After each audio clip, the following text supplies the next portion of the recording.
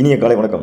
நான் உங்கள் வடிவேலன். நம்ம இன்னைக்கு பஞ்சபூத சக்திகளில் மிக முக்கியமான சக்தியான காற்று சக்தியை பற்றி பார்க்க போகிறோம்.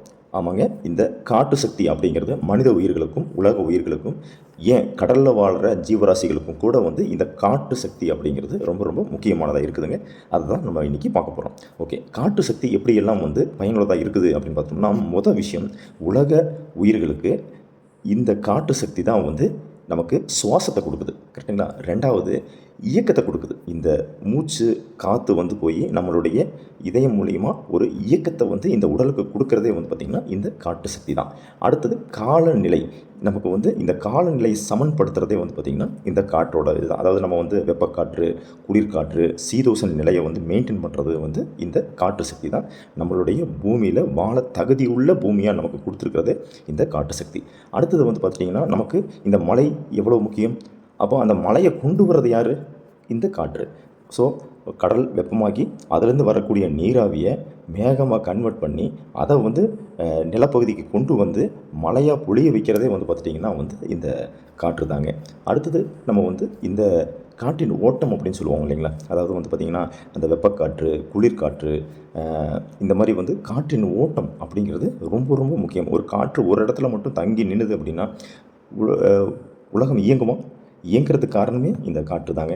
அடுத்தது நமக்கு இந்த காற்றின் மூலிமா கிடைக்கக்கூடிய இந்த காற்றாலை மின்சாரம் அப்படிங்கிறதும் இந்த காற்றின் மூலிமா நமக்கு கிடைக்கக்கூடிய மிக முக்கியமான பயன்களாக இருக்குதுங்க.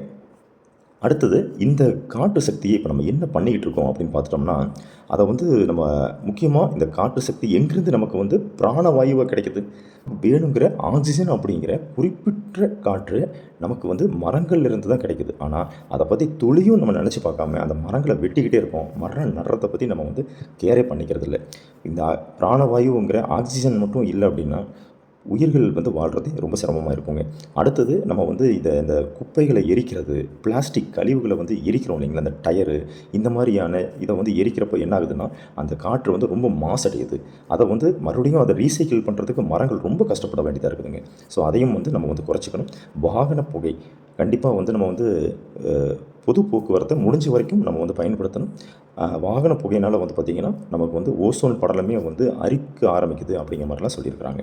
ஓகே, இப்போ நம்ம இந்த காற்று நமக்கு என்ன கற்றுக் கொடுக்குது அப்படின்னு பார்த்துட்டோம் அப்படின்னா, நிற்க வேண்டிய இடத்துல நில், நகர வேண்டிய இடத்தில் நகரு, தடைகள் வந்தால் மாற்று பாதையை யோசி, ஆனால் ஒரு பொழுதும் நின்று விடாதே அப்படிங்கிற நமக்கு ஒரு வெற்றி பாதையை காட்டுறது இந்த காற்று நமக்கு காட்டுதுங்க.